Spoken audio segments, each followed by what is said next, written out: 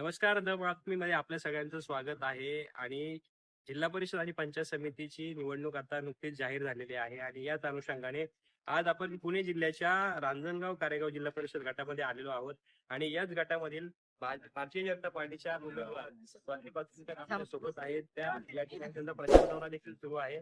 आपण त्यांच्याशी बातचीत करणार आहोत. परंतु आता तुम्ही पाहू शकता की दोनही उमेदवारांचं या ठिकाणी औक्षण केलं जात आहे महिलांच्या वतीने.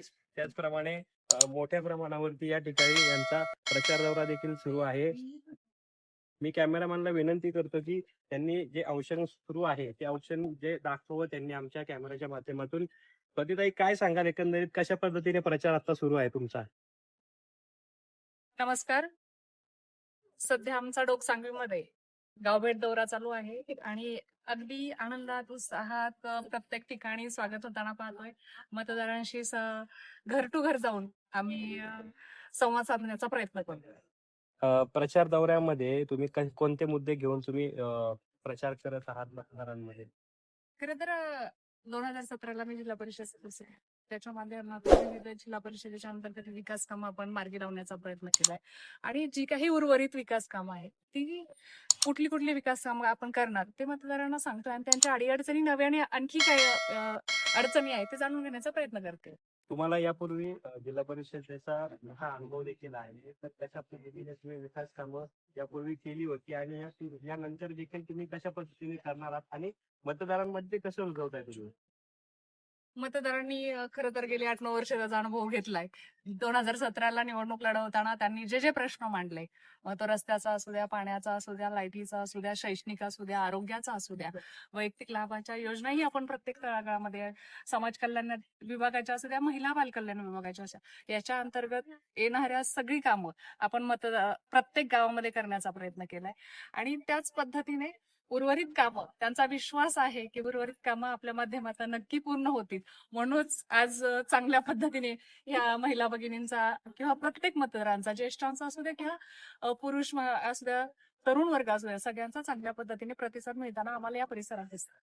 यापूर्वी तुम्ही जिल्हा परिषद सदस्य होता, यापूर्वी तुम्ही राष्ट्रवादी काँग्रेसमध्ये होता आणि आता भारतीय जनता पार्टीमध्ये तुम्ही काही दिवसांपूर्वी प्रवेश देखील केला. वातावरण तुम्हाला सूट झालंय का भारतीय जनता पार्टीचं?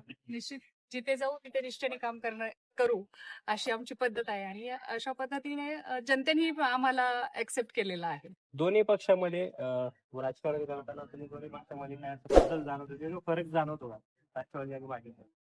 काम करणाऱ्याला प्रत्येक ठिकाणी काम करत असतो माणूस आणि बदलाचा आता आम्ही भारतीय जनता पार्टीत येऊन 2-3 महिने झाले. निश्चित या पुढच्या काळात त्या पक्षाचा आणखी आम्हाला अनुभव येईल. पण विकासाच्या माध्यमातून पुढे जाताना चांगल्या पद्धतीचा मार्गदर्शन असेल, सपोर्ट आहे असं आम्हाला मिळताना दिसतोय. यापूर्वी 2017 ते आतापर्यंत तुम्ही जी काही विकास कामं केली त्या विकास कामांची एक आपण यादी जर वाचली तर मोठ्या प्रमाणात तुमची विकास कामं झालेली असं आढळून येते किंवा चर्चा देखील घ्यायची. तर त्यात प्रामुख्याने असं कोणतं जे विकास काम आहे ते आजही जनतेतनं तुम्हाला त्याचा प्रतिसाद मिळतो आणि ते तुम्हाला सांगतात की हा आमच्या इथे हा विकास झालाय तुमच्या माध्यमातून? असं एक काम नाही ना, आपण अनेक कामं केली. आपण जिल्हा परिषदेच्या प्रत्येक विभागाचं, मग ते पंचायत विभाग असू द्या किंवा आपलं आरोग्य विभाग असू द्या, शैक्षणिक विभाग असू द्या, 30-54, 50-54चे रस्ते असू द्यात, पाणी पुरवठ्याच्या योजना असू द्यात, अशा अनेक वैयक्तिक लाभाच्या प्रत्येकापर्यंत असू द्या, समाज कल्याण विभाग असू द्या, महिला बाल कल्याण असू द्या, बांधकाम विभाग असू द्या, प्रत्येक विभागाचं काम आज आपण प्रत्येकासाठी केलेलं असतं. मग काम हे छोटं असो या मोठं असो, पण त्या व्यक्ती किंवा त्या समाजासाठी आवश्यक असणारं काम हे तितकंच मोठं असतं. त्याच्यामुळे प्रत्येक काम माझ्या दृष्टीने ते आणि समाजाच्या दृष्टीने ते तितकंच महत्वाचं आहे. आज ज्या गावामध्ये तुम्ही प्रचार करताय, डोकसांगवी हे गाव आहे, त्याच गावाच्या उमेदवार पंचायत समितीला आता तुमच्या सोबत आहेत. महेशभाई पाचंगे तुमच्या सोबत आहेत. पण यापूर्वी 2017 साली एकमेकांच्या तुम्ही विरोधात तुम्ही निवडणूक लढवली होती आणि आज सोबत तुम्ही भारतीय जनता पार्टीमधून निवडणूक लढवताय. कसं वाटतं दोघांना? नाही, नक्कीच. ज्यावेळेस मी आवर्जून सांगू इच्छिते, 2017ला आम्ही एकमेकींच्या विरोधात निवडणूक जरूर लढवली. पण आम्ही एकमेकींचा सन्मान करत, एकमेकींचा मान ठेवत, कधी तुम्ही पूर्वीचा 2017चा प्रचार दौऱ्यातलं भाषण असू द्या किंवा एकमेकींवर आम्ही कधी टीकाही केली नसते. अगदी चांगल्या खेळीमेळीच्या वातावरणात आम्ही ती निवडणूक लढलो होतो आणि त्यामुळे आता एकत्र येताना कुठे आम्हाला असं मनामध्ये कुठलाही मतभेद जाणवत नाही आणि आम्ही एका कुटुंबाचे परिवाराच्याच घटक झालोय. त्याच्यामुळे निश्चित आम्ही अगदी मन मोकळेपणाने एकमेकींना समजून घेऊन ही निवडणूक पुढे नेण्याचा प्रयत्न करतोय. 2017 नंतर तुम्ही जिल्हा परिषद झाल्या आणि त्यानंतर लगेच जिल्हा परिषदेचा जो कार्यकाळ सुरू होता त्यातच तुम्हाला देवस्थान ट्रस्ट वरती देखील काम करण्याची संधी मिळाली.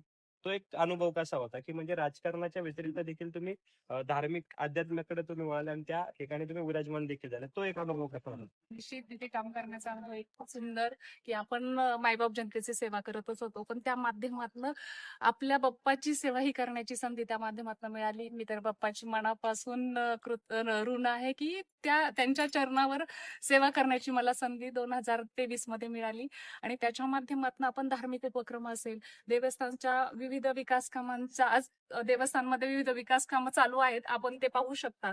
आणि त्याच पद्धतीने रांजणगाव देवस्थानला ब वर्ग ही मिळवण्यामध्ये आम्ही यशस्वी ठरलो आणि या माध्यमातून आपण देवस्थानची विकास काम असेल, धार्मिक क्षेत्रातले जे काम आहे ते चांगल्या पद्धतीने करतोय आणि एक मानसिक समाधान आहे की आपण बाप्पाच्या सेवेबरोबर येणाऱ्या भाविकांची सेवा चांगल्या पद्धतीने करता येते. विविध धार्मिक उपक्रम तिथे राबवता येतात.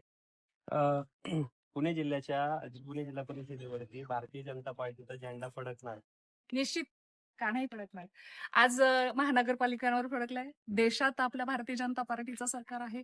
राज्यात आपल्या भारतीय जनता पार्टीचं सरकार आहे. आज प्रत्येक महानगरपालिकांवर भारतीय जनता पार्टीचा झेंडा फडकला आणि आता आम्ही सगळ्यांचं एकच धोरण आहे की भारतीय जनता पार्टीचं तोरण हे जिल्हा परिषदेला नक्की लागणार. नक्कीच. हे होत्या स्वाती पाचुलकर, ज्या रांजणगाव कारेगाव जिल्हा परिषद गटाच्या ह्या भाजपच्या अधिकृत उमेदवार आहेत.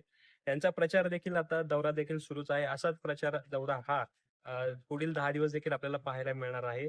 त्यामुळे नवनवीन असे व्हिडिओ आणि मुलाखती पाहण्यासाठी आमच्या द बातमी या डिजिटल प्लॅटफॉर्मला लाईक करा, शेअर करा आणि सबस्क्राईब करायला मात्र विसरू नका. धन्यवाद.